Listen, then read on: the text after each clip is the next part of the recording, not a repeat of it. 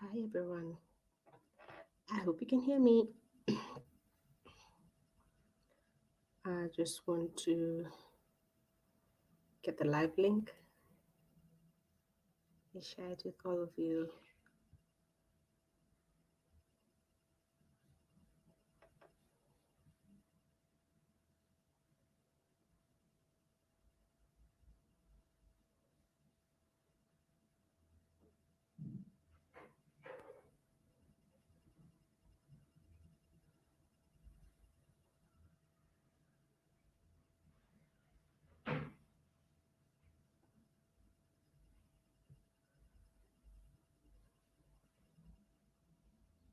Okay.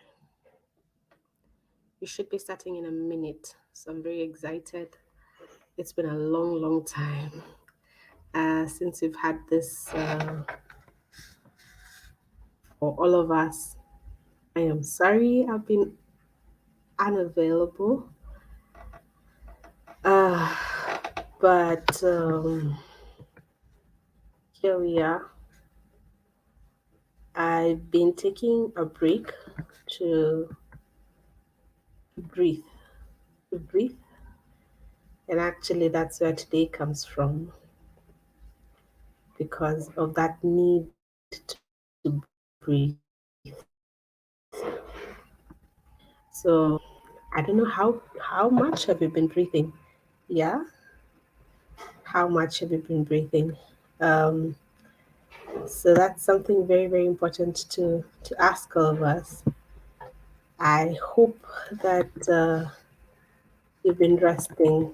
I know you either pregnant or have a toddler or I know motherhood is not the easiest thing ever, pregnancy as well. But I do hope you've been taking time to breathe. It's important. It's so important to really just breathe. So just give me a minute as I call on our Rwanda team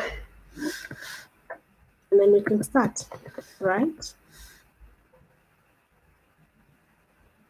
Um,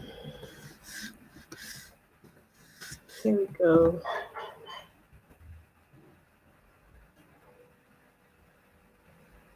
While I've been breathing, there's a lot I'd want to tell you about. Uh,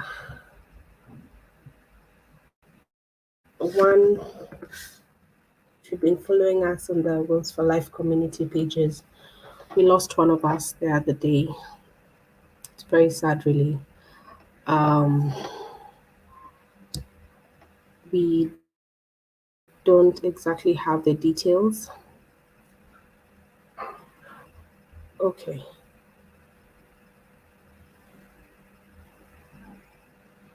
okay.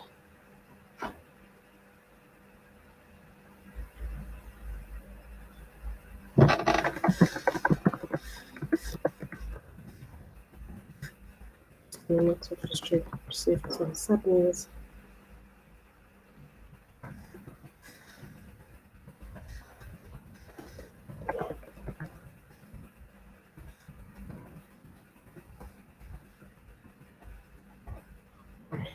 I think yeah. I think we're good to start.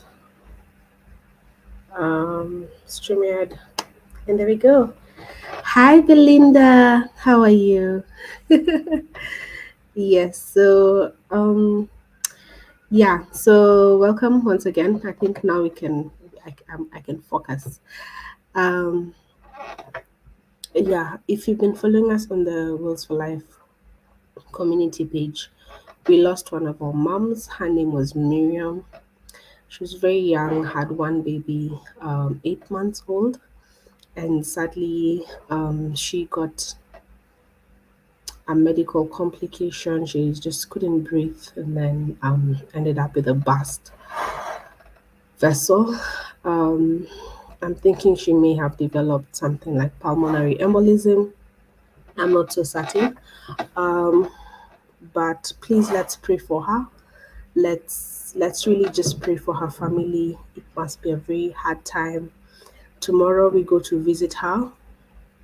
Rather, there'll be um, we call it a requiem mass or a service in Geha. I will post this on our community pages so that those who are able to go can please represent all of us. So for the same, I'll just ask for a minute of silence as we remember the life of Miriam, and then we can begin officially.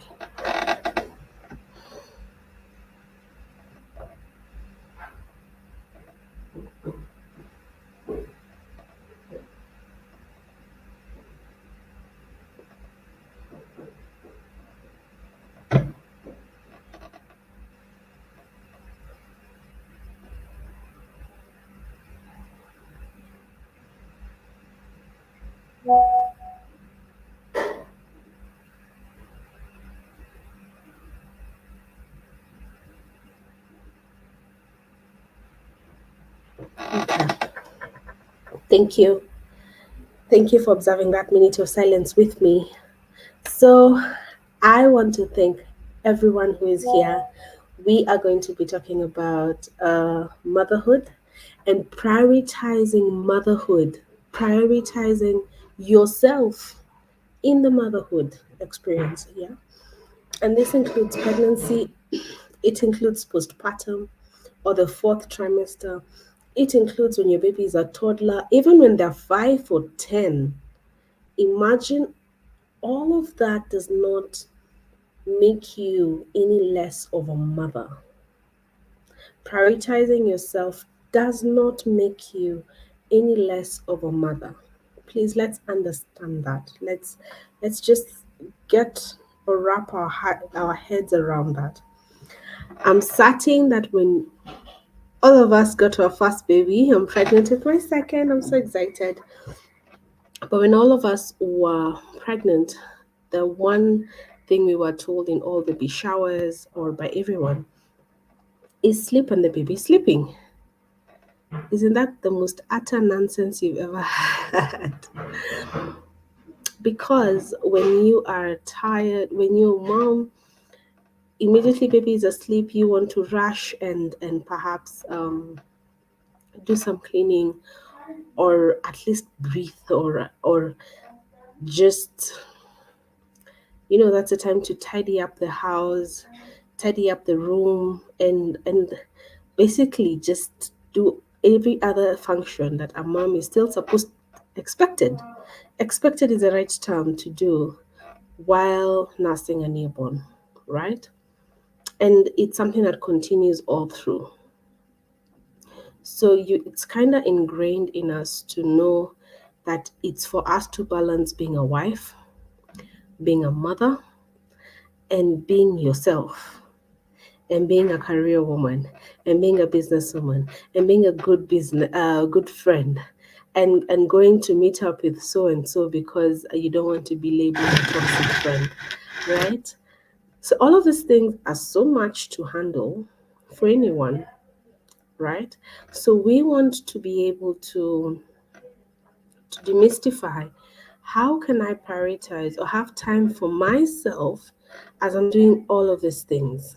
Okay. And the one thing that you also told, or my mother has told me over and over again, is that I have to take care of myself so that I can take care of others. Yeah. I have to take care of me so that I can take care of my child. And I need to put the oxygen mask in me before I can put the oxygen mask on my child. So I'm certain most of us have been told that before. But why exactly do we need to take care of ourselves?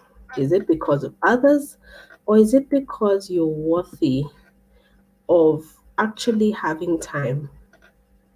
Is it because you're worthy of actually having time? And that's something that's very, very important to remember. What is your self worth in all this? What is your self worth? Do you value yourself as a person, right? Do you value the fact that you also have needs, you also have The same way you need to feed your baby, you need to feed yourself. The same way you need to wash your baby, you need to wash yourself. You get? The same way you need to attend to your husband, you need to attend to yourself. So, with the same way your job expects you between 8 to 5, or whatever time it expects you to be there, you still need to be there for yourself. You still need to accommodate time for yourself. So, what is your self worth? And this is something that I've been battling with myself as a person to really put a tag on what is my value. If someone seeks for my time for an hour, what does that mean? And am I okay to say no? You understand? So, really understanding your value as a human being is very important. That I don't really just need to take care of my child, myself, so that I can take care of my child. I need to take care of myself because I'm a worthy human being. And as I'm taking care of myself, my child finds someone who is well balanced and therefore they benefit from it. You get? So whether or not they are present, can I still be myself? So that's a very, very important question to always ask yourself. Do I value myself? Do you value yourself? Do you love yourself, right? And I didn't want this to be a talk on just checking if you love yourself or not, but it's really the most fundamental thing, that if you love yourself, you'll take time off for a walk, or you'll take time off to breathe, or you'll take time off to find something good to, you know, um, something to get off steam that is healthy. That's not food. Like that's a healthy activity to unplug. Do you have something that helps you unplug? Is it reading? Is it swimming? Is it worship, for example? Like, do you have something that helps you unplug? Very important. Okay. Now, the next point is, what does self care mean to you and for you? So I think many people understand self care in very many terms. There's a team nap, make sure you sleep. There's a team take a shower. But I think that these are really basic needs, if you ask me. I mean, taking a shower and eating before, and um, you know, taking a nap or sleeping are really basic needs of any human being. So do you take time to do these things for yourself? It wasn't until I was a mom that I realized that the toilet really is not private. But my son would walk in and walk out and walk in and walk out and close the door and bang it. And I'd be like, can I breathe? Can I just breathe? You know? Um so that led me to really sit down and chat what is important for me. And for me it's to have time to sit down and write, to reflect, to read. I really love reading, to worship, to go for fellowship, for example, and really block that time off. And I need to have that in my life. And to have coffee dates with my friends. Can I schedule time for my friends? Um, and most importantly, can I schedule time to be with myself and my thoughts? So that has taken many forms. Sometimes I swim, sometimes I take a walk and just think. Sometimes I plunge into Netflix and I just watch a lot of anime. But whichever way I'm doing it, at least I know this is an hour that is sacred to me. Okay. And then I really read a lot of books. I have taken time to really read a lot of let me call them self help books, but I like to call them mental food. Like I really like to make sure my mind is positively being impacted by the books that I'm reading. Okay, and finding community, which is why Wheels for Life community is amazing for me because I see a space for people to vent, for people to ask questions, for people to answer questions. That kind of a community is important because in motherhood, it's very, very easy for you to get lost in being alone. And it's not an alone journey. You can't do it alone. Okay? So please, please, please define what is self care for you. Know that that list is not static, it can change, and it can be as simple as writing affirmation messages and reading them every morning. Just that. So, or reading one verse or one chapter or whatever book you're reading, or from the Bible, or you could be listening to worship songs as you drive the car, or whatever it is. Just find your type of self care. Okay, and don't be afraid to use the do not disturb button. It helps. It really does. Yeah. So the next thing I wanted to talk about is accepting help from others. Accept help from others. Please don't be tempted to do pregnancy or motherhood alone. Please don't. It's by design that there's a male and a female. It's by design that there's a community around you. Yeah. If you watch elephants, they surround the elephant giving birth, rather are in near proximity until that mother delivers the baby. And then after that, they take time to shield the elephant until the baby is able to walk and eat. That's the value of community. What's your community? Yeah. I've realized, thanks to Belinda and team, that in some cultures, when the community comes, it's for you to serve them. Like you start looking for, have is there enough food in the house? Have I served my in-laws? Have I served? Have I served? Have I served? Ideally, it should be the other way around. Have a community that will show up for you when, especially in the newborn phase, especially in the newborn phase, when you leave hospital, have people who can help you with baby, with the house chores, with shopping, such things that can really stress a mother out. Have such kind of a community.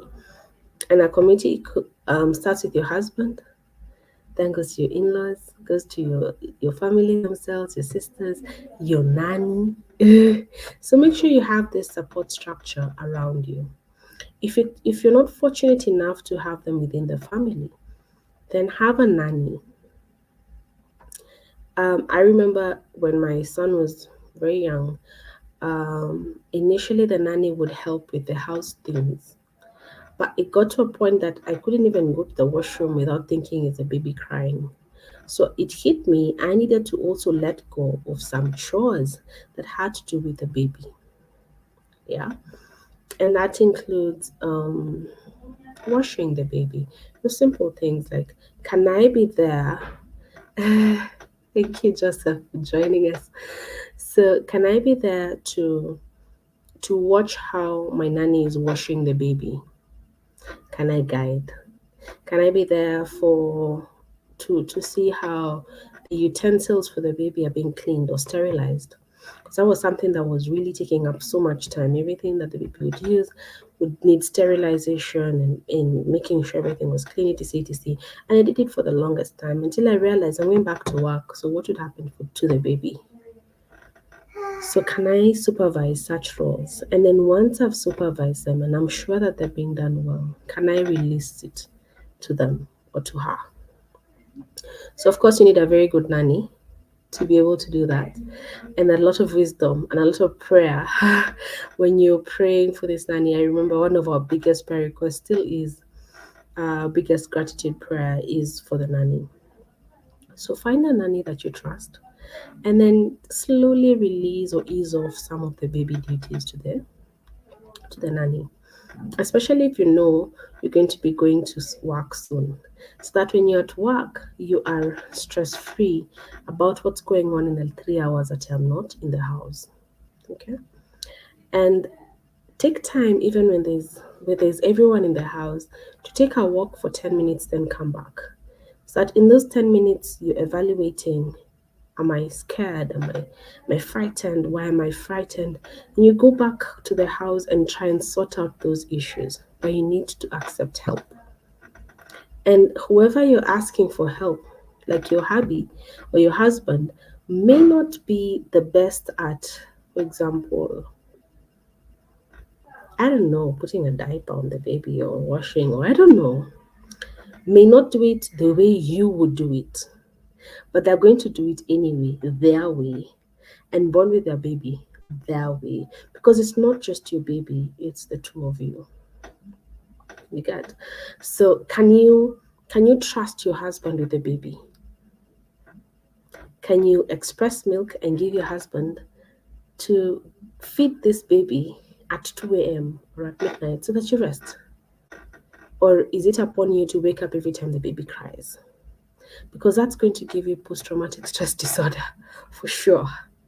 Every time you hear that baby cry, you're going to start getting upset, and that's how postpartum depression comes in. So, can you have a timer that perhaps from this time to this time, daddy is taking care of baby? By that time, when baby cries, when baby is not already is full, but when baby has a need, can daddy respond? And then beyond that time, can I respond? It's that it's a shared responsibility, right? Yes. And then the other thing is that can you also trust your nanny? Can you take a shower and tell her to take care of the baby as you shower? You get. Can you spend an hour in that shower and not be freaking out as to what's going on with the baby? So you need to be able to create that kind of system. And with that kind of system, you'll realize the house may not be as clean as you want it to be, but the house is clean and functional, right? The the home may not be as quiet as you want it to be, but the home is functional. You get, and it's for a season. Remember, everything we do is for a season. All right. And can you structure, this is my time with this baby for this 2 hours as I'm breastfeeding, or as I'm when they become a toddler, as I'm playing with the baby, you off the phone, you off work, you off everything.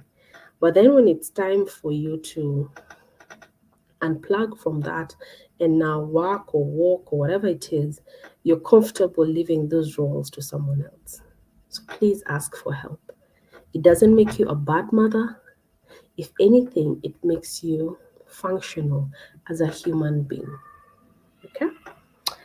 The other thing is, um, I talked about finding a healthy emotional outlet. Find whatever is healthy for you. What's my safe space to vent? Is that a community page? Is that at least with Wills for Life you can do that? Is it a therapist? Is it a friend that you trust? But do you have a space where you can just unplug? Okay. Is that activity okay? Uh,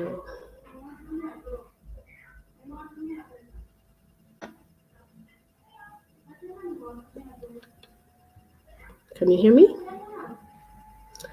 I hope you can hear me. Anyone in the chat box can just type so that I know we're still together.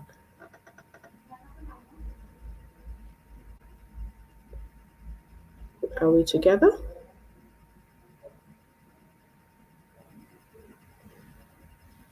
Okay, let me just see.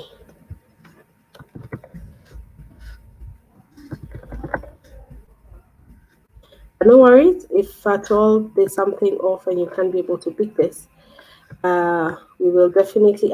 Thanks, Joseph. We'll definitely put this on the live stream. I mean, on a recorded view, so that you can watch the replay as many times as you want. So no need for stressing.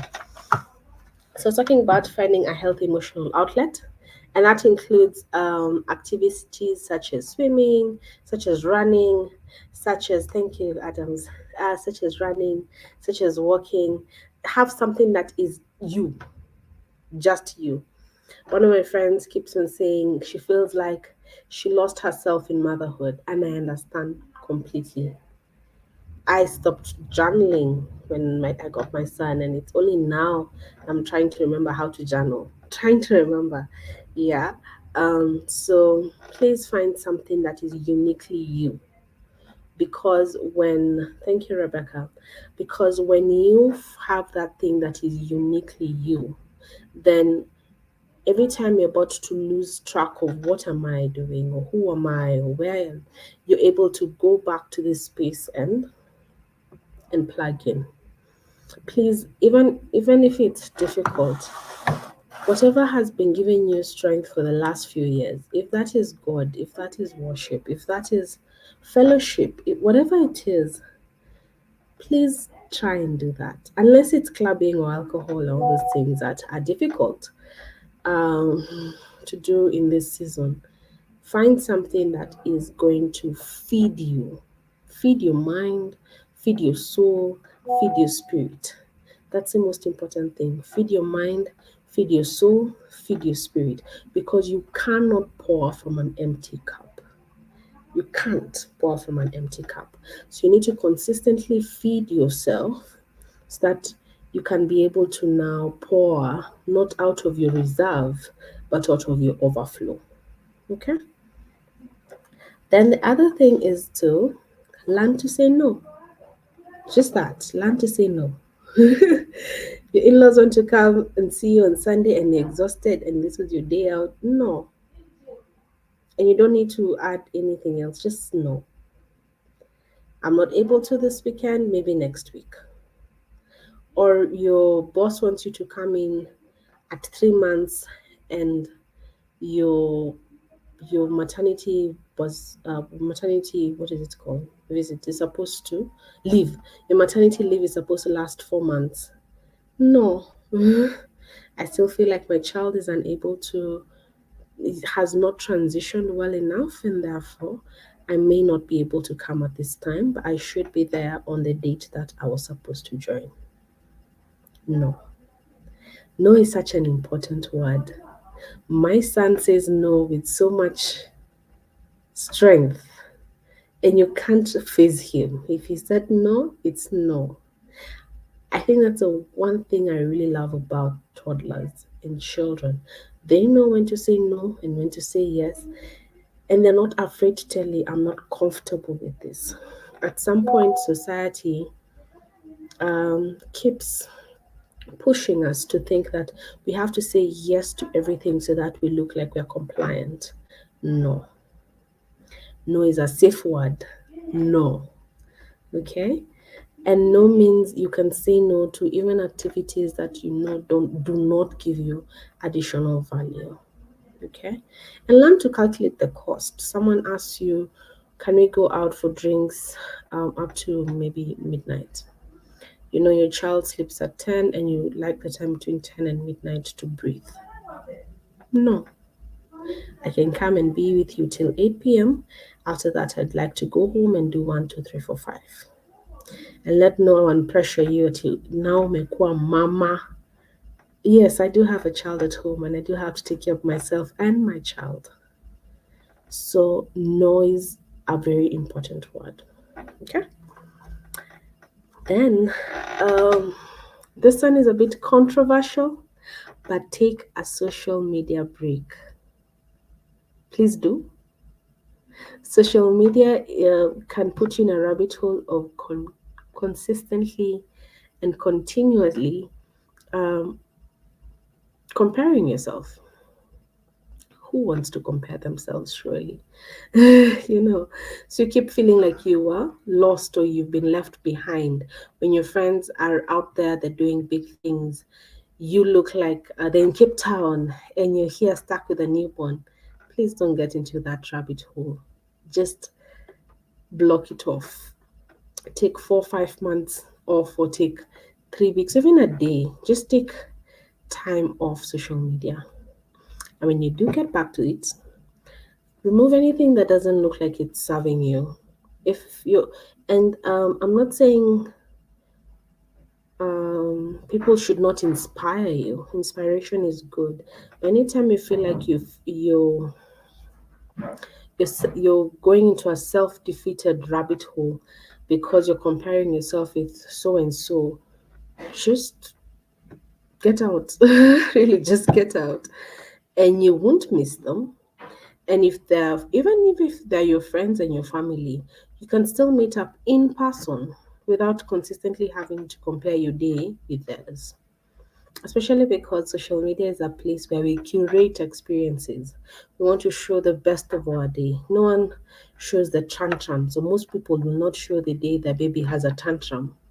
They'll show the day that they've gone out and they're playing with their baby out there, and the baby is saying amazing words, and you hear my child is not talking yet, and they have teeth, and you hear my baby doesn't have teeth yet.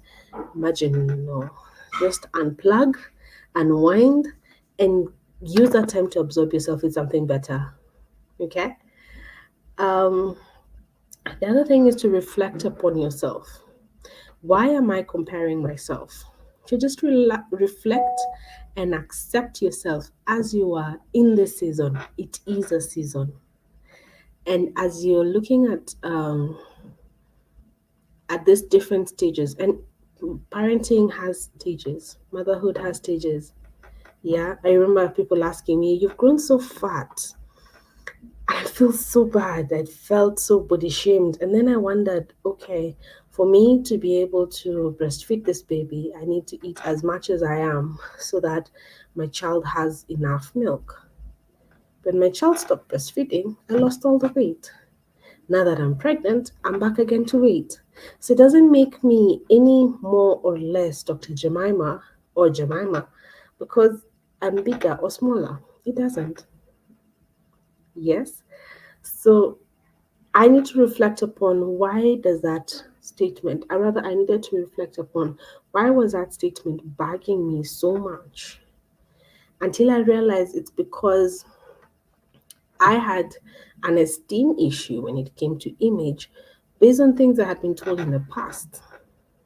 And those are things I would not have reflected upon until I went back to those self help books to read about it. And then it kind of made sense to me. So reflect. Why is this upsetting me so much? Yeah. And then accept, look for solutions and move on. There are those who ask you, why are you not breastfeeding? Why are you breastfeeding? Why are you bottle feeding? Why are you not bottle feeding? Everyone will have an opinion. you know, why are you breastfeeding? I mean, your breasts are going to fall. And the others will ask you, why are you not breastfeeding? Do you know the importance of breastfeeding? People have opinions, and they'll always have opinions. Just reflect. Is this thing that I'm doing good for my child? It is good. Is this thing that I'm doing good for me? The fact that I have left my child for an hour to go take a swim, does that make me any less of a mother for this child? If your answer is no, it doesn't make me any less of a human being, and yes, this is good for myself and for my baby, but the world can judge as much as it wants. You are okay. Let your conscience be what speaks for you. Okay. Let your conscience be what speaks for you. And I'm not saying there is no place for wisdom from others or guidance from the community or from older mothers or etc. No. I'm just saying learn to look at to sieve what is coming.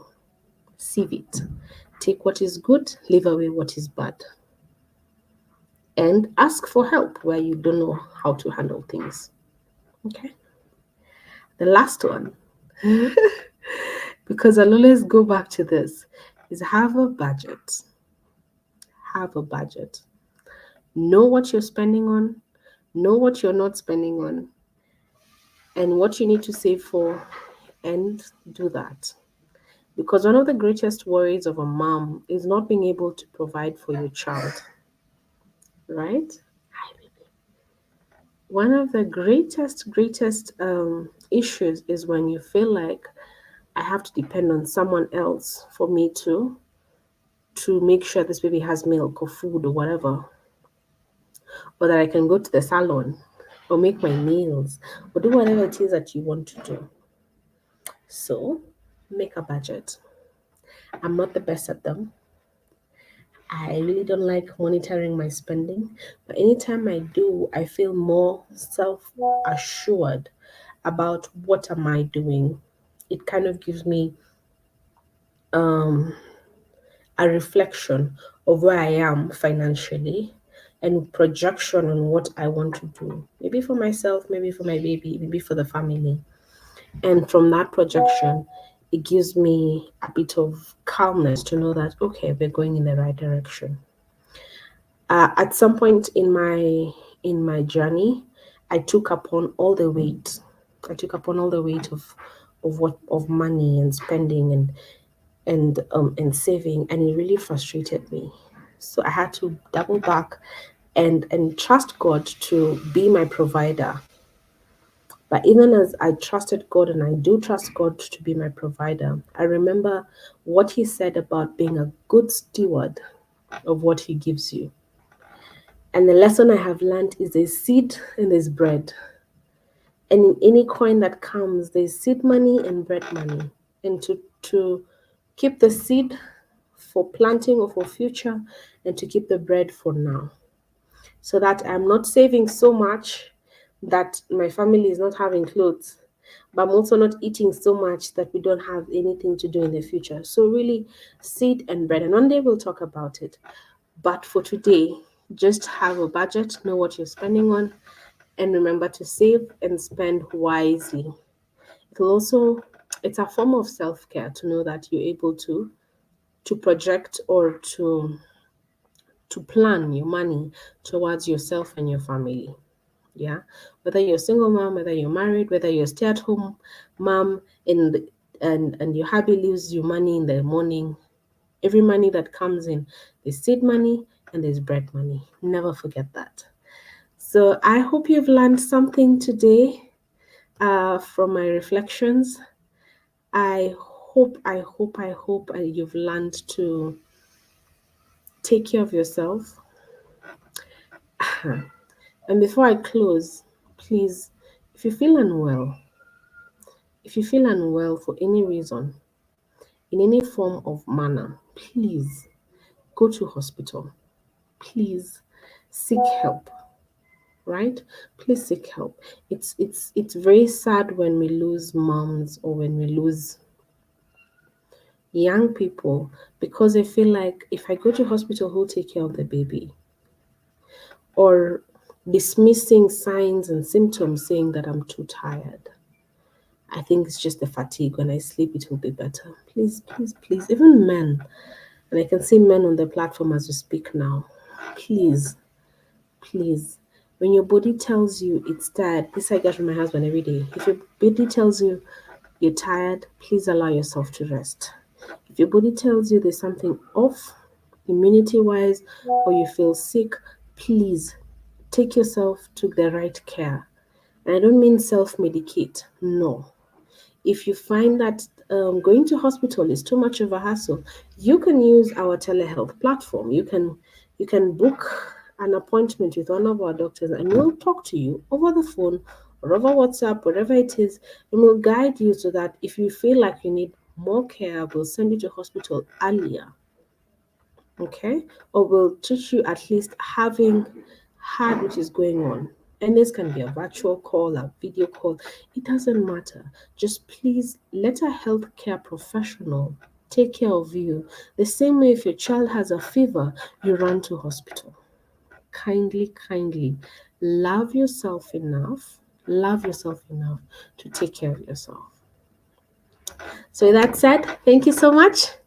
It's been nice talking to all of you again. It's been a really, really long time since we had our last live. I love you all so much. Be blessed and mwah, see you in the next live. And God bless you.